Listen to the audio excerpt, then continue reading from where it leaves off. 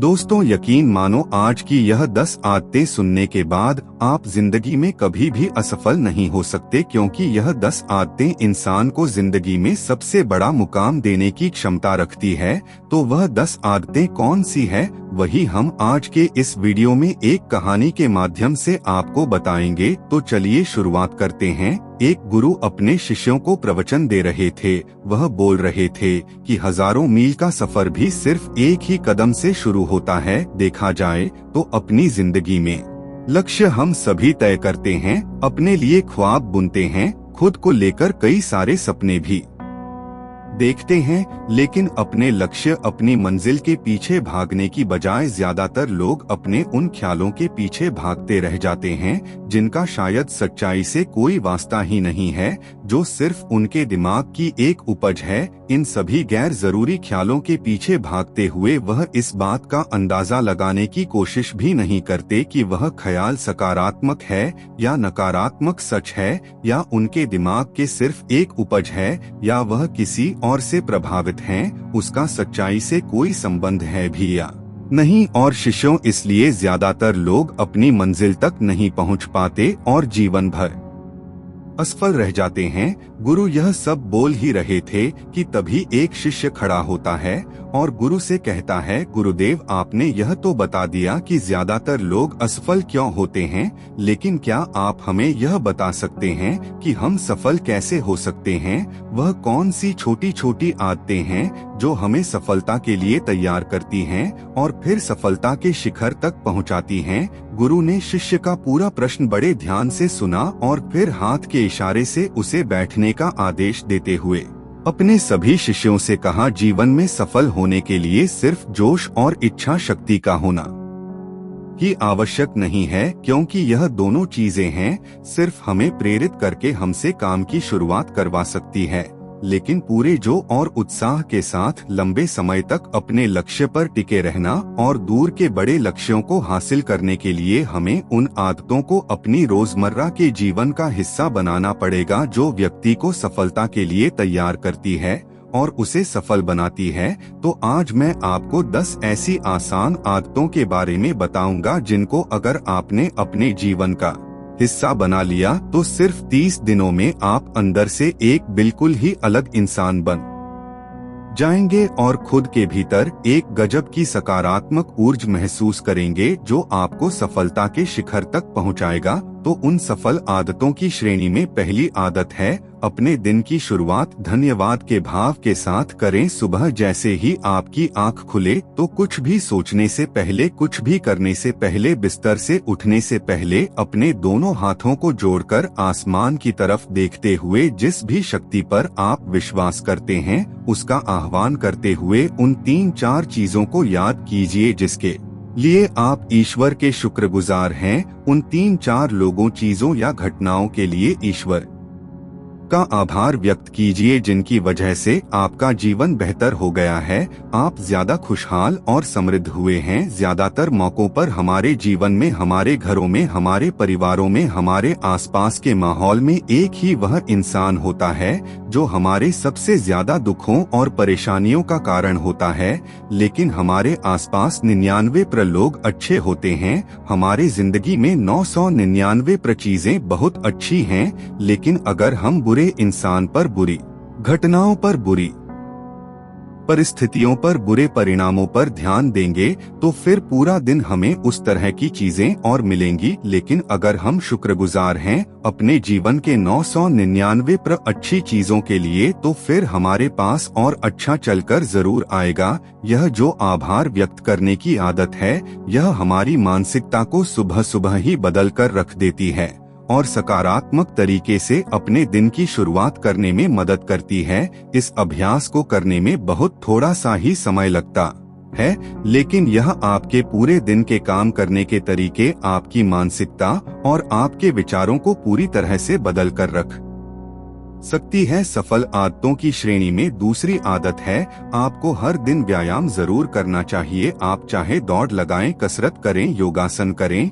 या फिर प्राणायाम, लेकिन आपको हर सुबह कोई ना कोई ऐसी क्रिया जरूर करनी है जिसमें आपके शरीर को मेहनत करनी पड़े, उसे पसीना बहाना पड़े। यह इंसानी शरीर बना ही मेहनत करने के लिए है। इसे हर समय आराम देने से यह निष्क्रिय, कमजोर और रोगग्रस्त हो जाता है। व्यायाम करना न सिर्फ आपके शरीर को फायदा पहुंचाता है, बल्कि यह आपके दिमाग और आपकी मानसिक क्षमताओं को बढ़ाने में भी कमाल करता है। रोज व्यायाम करने से आपका शरीर और मन मजबूत होता है। आपके अंदर एक अलग ही आत्मविश्वास और तेज का जन्म होता है, जो आपकी सफलता की राह में आपके सहायक बनते हैं। सफल आदतों की श्रेणी में तीसरी आदत है, लक्ष्य निर्धारित करो और अपने दिन को योजना के अनुसार चलाओ। रात में सोने से पहले ही अगले दिन के 3 सबसे महत्वपूर्ण कामों को निश्चित कर लो और उन्हें लिख लो। फिर उसी के अनुसार अपने पूरे दिन की योजना बनाओ और उस पर अमल करो। अगर कोई व्यक्ति योजना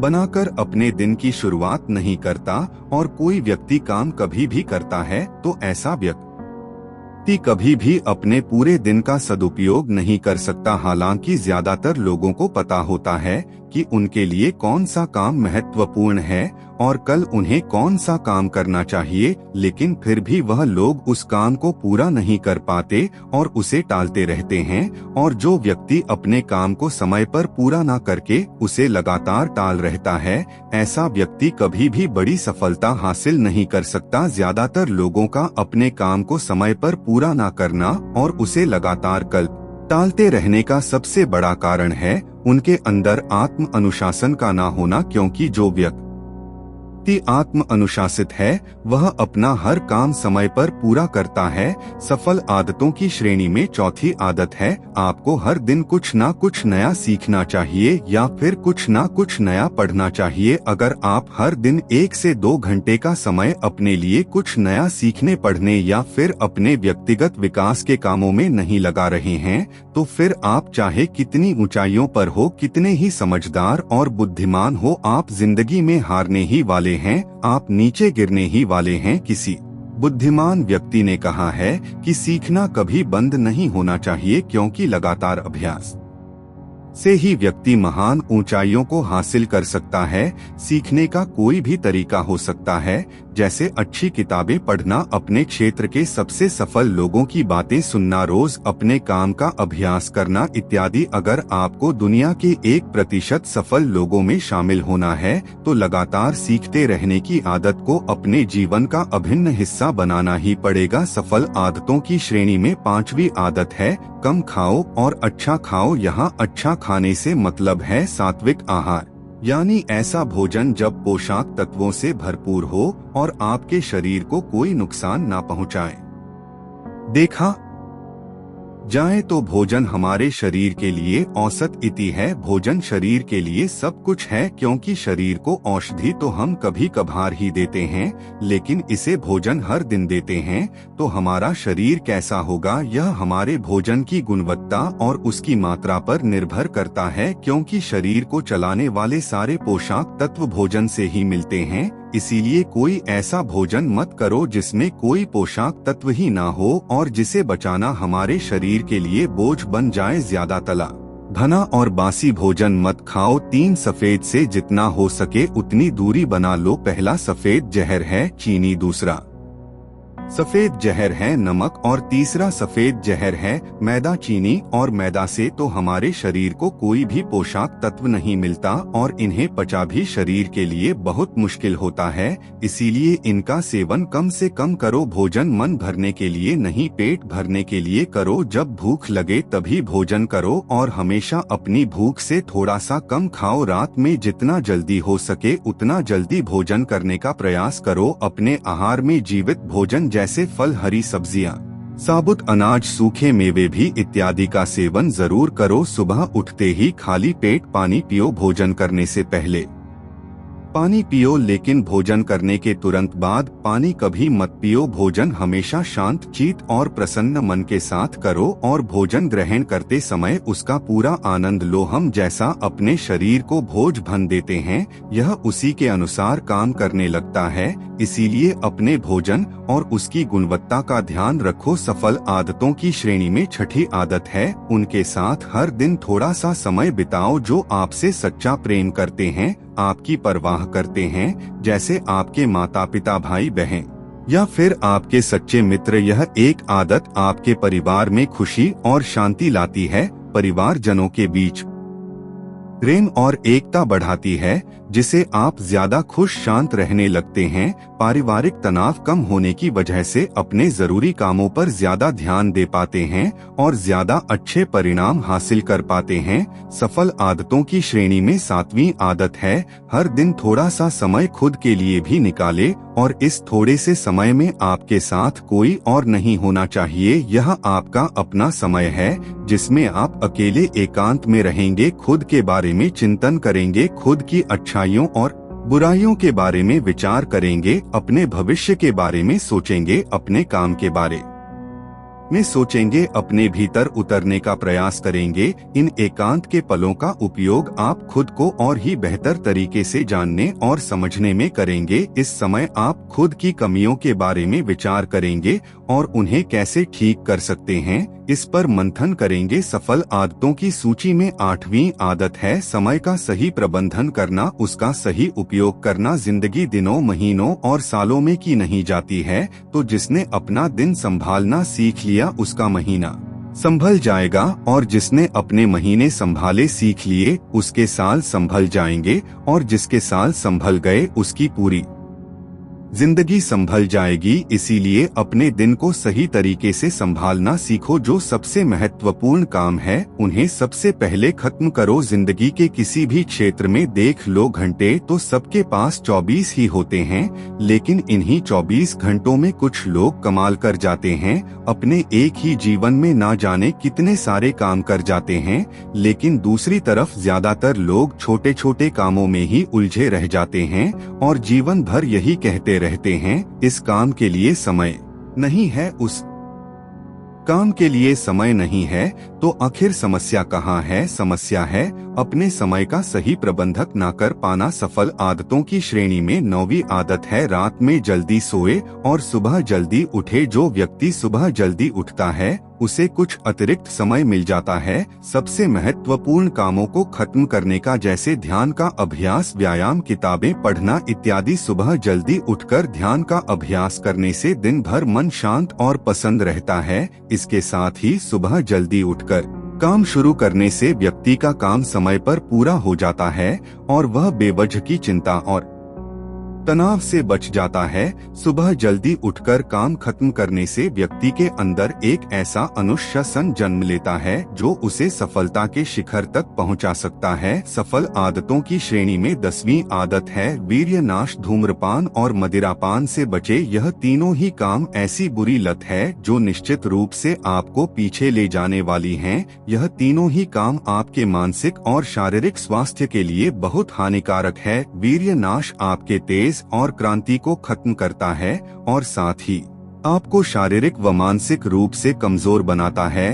हालांकि इन तीनों ही चीजों को छोड़ना आसान नहीं होता, लेकिन अगर आप चाहे तो मजबूत से और दृढ़ इच्छा शक्ति के बल पर इन्हें छोड़ सकते हैं। इतना कहने के बाद गुरु ने अपना प्रवचन समाप्त कर दिया और वह मौन हो गए। यह देखते ही सभी शिष्य समझ गए कि अब यहाँ से जाने का समय हो चुका है। उन सब ने इस जानकारी के लिए गुरु का धन्यवाद किया और वहाँ से चले ले गए। तो दर्शकों, अब बड़ा लक्ष्य कम समय में कैसे पाना है, इस विषय पर अगली रोचक कहानी की शुरुआत करते हैं। मियामोटो मुसाशी दुनिया के उन सबसे महानतम तलवारबाजों में से एक थे जो इस धरती पर कभी चले होंगे। मियामोटो मुसाशी को जापान के अब तक के इतिहास का सबसे महान समुराई और सर्वश्रेष्ठ तलवारबाज कहा जाता है। मुसाशी एकाग्रता, जागरूकता, समर्पण और आत्मविश्वास की एक जीती जागती मिसाल थे। उनका मानना था कि व्यक्ति को पूरी जागरूकता और समर्पण के साथ खुद को एक लक्ष्य में झोंक देना चाहिए। मियामोटो मुसाशी एक बुद्धिस्ट थे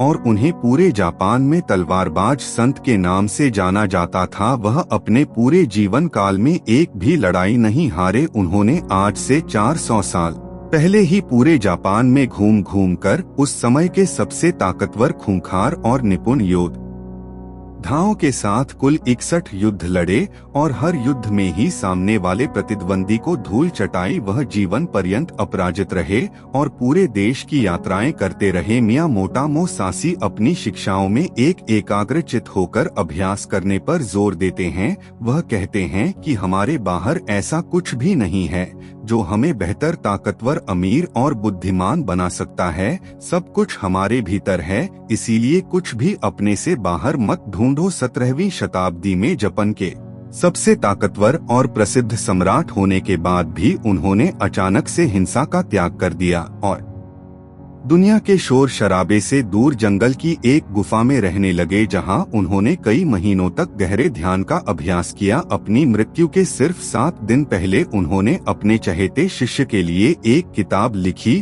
और उसे नाम दिया डोकोडो, जिसका मतलब है आर्ट ऑफ वॉकिंग अलोन, यानी अकेले चलने की कला। उन्होंने अपने पूरे जीवन में जो कुछ भी सीखा या अनुभव किया उसे इस किताब के अंदर 21 नियमों में बदल दिया, जिसमें से 9 महत्वपूर्ण नियमों के बारे में आज हम इस वीडियो में बात करेंगे। लेकिन उससे पहले हम यह जानने का प्रयास करते हैं कि उस महान इंसान ने इस सोच के साथ इस किताब को लिखा होगा। पहला पिलर है आत्म अनुशासन। उस आशीष का मानना था कि आत्म अनुशासन एक खुशहाल जीवन जीने के लिए सबसे जरूरी चीज है। बिना आत्म नियंत्रण के व्यक्ति अपनी भावनाओं और लालसाओं का गुलाम बन जाता है और फिर इसके वश में आकर गलत निर्णय लेता है और गलत रास्ते पर चल पड़ता है। जीवन में अनुशासन लाकर हम लक्ष्य के प्रति एकाग्रचित रह सकते हैं और ऐसे निर्णय ले सकते हैं जो हमारे सिद्धांतों और जीवन मूल्यों से मेल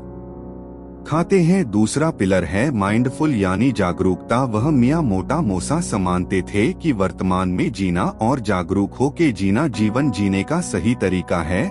जब हम वर्तमान में रहते हैं तो अपने चारों ओर की सुंदरता और छाया को देख पाते हैं, उन्हें महसूस कर पाते हैं और छोटे छोटे चीजों में खुश रहने लगते हैं। तीसरा और आखिरी पिलर है डिटैचमेंट। उस मियामोटो मुसाशी का मानना था कि बाहरी चीजों और घटनाओं से खुद को जोड़ लेना दुख का कारण है। खुद को हर तरह के लगाव से दूर करके ही व्यक्ति आत्म शांति प्राप्त कर सकता है और एक संतुष्ट जीवन जी सकता है।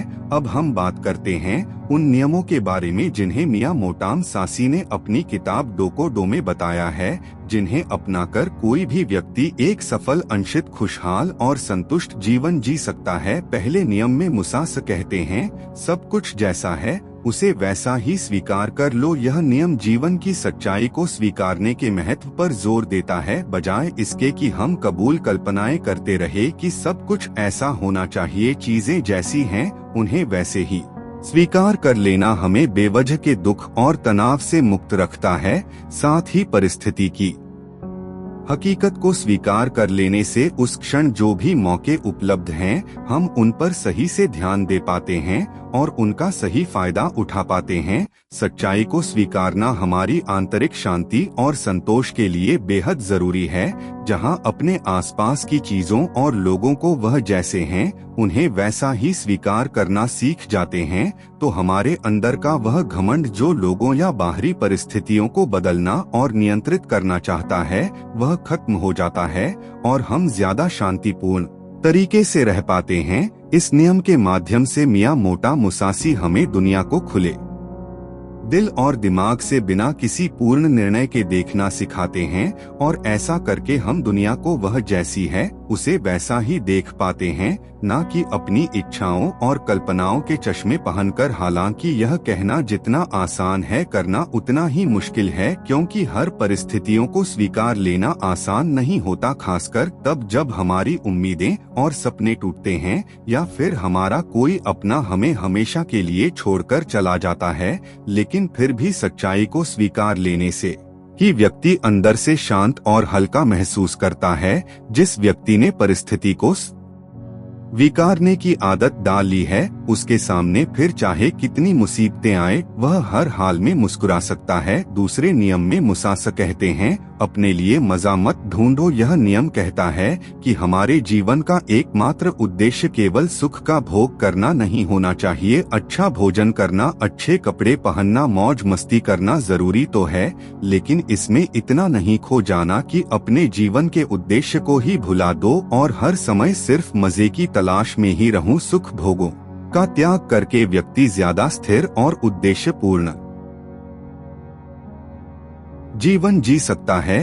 हर रोज खुद से पूछो, क्या मेरा जन्म है सिर्फ खाने पीने और मजे करने के लिए हुआ है, या फिर मेरे जीवन का कोई मकसद भी है। मजे के पीछे भागना हर व्यक्ति की आंतरिक चाहत हो है, लेकिन यही मजा उसके दुख का कारण भी बनता है।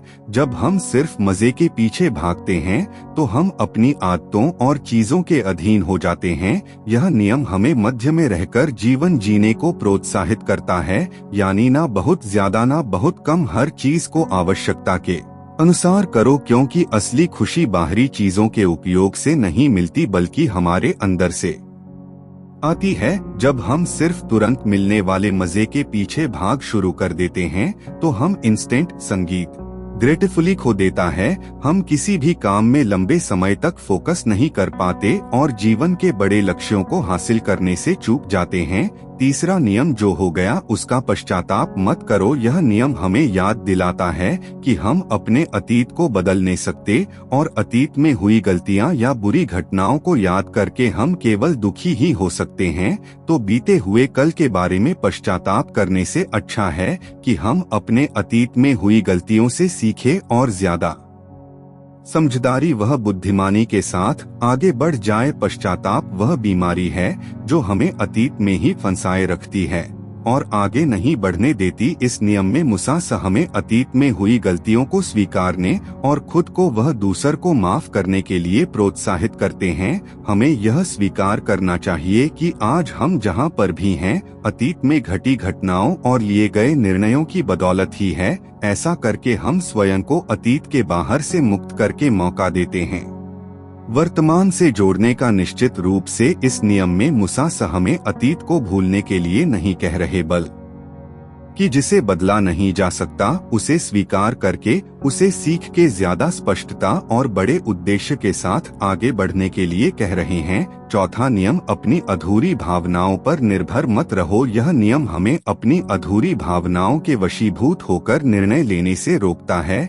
जैसे गुस्सा, अति उत्साह, जलन इत्यादि। हम अक्सर अपनी अधूरी भावनाओं के आधार पर निर्णय ले लेते हैं जो आगे चलकर हमारा बहुत ज्यादा नुकसान करते हैं। मियां मोटामो सासी कहते हैं कि व्यक्ति को खुद की गहरी समझ और परिस्थिति के अनुसार ही निर्णय लेना चाहिए। ऐसा करके हम खुद को अधूरी जानकारी के साथ जल्दबाजी भरे निर्णय लेने से बचा सकते हैं, जिसके लिए बाद में हमें पछताना पड़ेगा। यह नियम हमें अपनी अधूरी भावनाओं और उत्तेजनाओं के साथ दूरी पैदा करने के लिए कहता है और इसके बजाय स्थिर बुद्धि और शांत मन के साथ निर्णय लेने के लिए कहता है। अधूरी भावनाओं के वश में आकर निर्णय लेने के बजाय शांत चित होकर निर्णय लेने वाला व्यक्ति खराब से खराब परिस्थिति आने पर भी बड़ी आसानी से उसका सामना करके बाहर निकल सकता है। पांचवा नियम, खुद के बारे में हल्का और दुनिया के बारे में गहराई से सोचो। यह नियम हमें विनम्र रहना सिखाता है। इस नियम में मियां मोटामो सासा कहते हैं, व्यक्ति को हर समय सिर्फ खुद के महत्व और सिर्फ खुद के बारे में ही नहीं सोचते रहना चाहिए, यानी व्यक्ति को अपने अहम, अपने घमंड को ज्यादा महत्व नहीं देना चाहिए, बल्कि खुले दिमाग के साथ इस दुनिया